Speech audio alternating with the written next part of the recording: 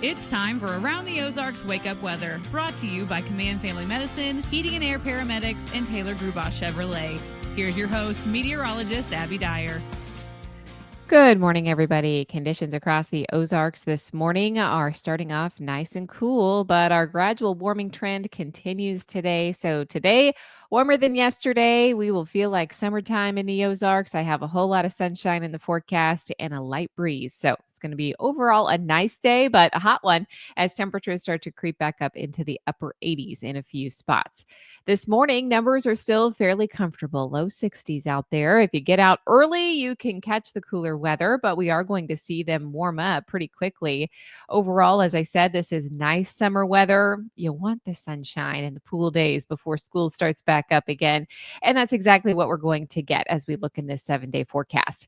It is mainly going to be a dry week yesterday, not much rain to speak of yesterday across the Ozarks, and I'm expecting less than a 10% chance for the rest of the week. So make sure you're taking care of the garden. I know flowers are going in a lot of places, especially after that nice little cool down.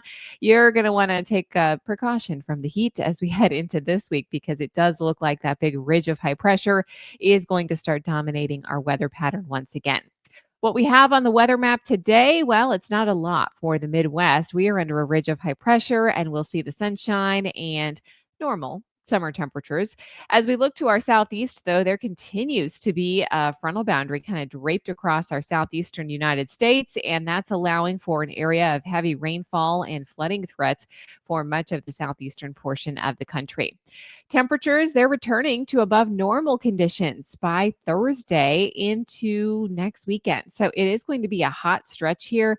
However, it is going to be hot and summer like. I don't expect the heat headlines like we had around last week, simply because the heat index value should stay in check. I mean, it may be near the triple digits. Don't get me wrong. It's going to feel hot, but we won't have the sustained heat, the overnight lows that just don't drop. I think overall it will be a more manageable heat wave as we look at the extended 7-day forecast.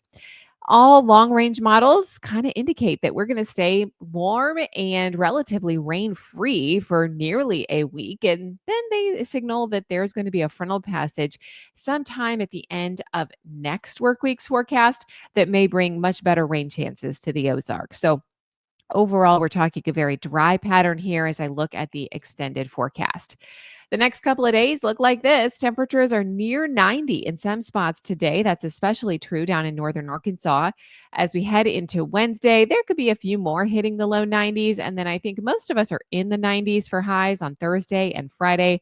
The temperatures look much warmer, and it's going to feel more like kind of your early August numbers with plenty of sunshine to get through all week long. Around the country, what's making headlines? Well, it's this excessive rainfall threat for parts of the southeast. It's lingering today as that front has stalled out. Today, also, we have strong thunderstorms for the south central high plains, and that could create some strong to severe weather potential. And there are still some ongoing air quality problems from the Canadian wildfires. That's happening mainly on the northern tier of the United States, but we're hoping that the winds will change and the air quality can get a bit better for the folks up north. All right, it's time for the Around the Ozarks Wake Up Weather Brain Twister trivia question for the day. And the question yesterday was this: what is the name of the annual meteor shower that typically peaks in mid August, often visible under clear August skies? And the options that I gave you were A, the Perseids, B, the Geminids, C, the Leonids, or D, the Quadrantids. And yes, these are real meteor showers, but the August one is A, the Perseids. And in fact, this meteor shower is currently active, but peak happens around August 12th and 13th.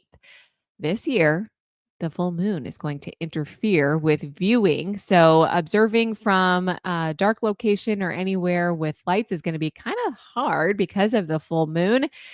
We can still see some of them, but peak will likely be impacted this year. It probably won't be as good. And of course, the weather forecast always plays a role.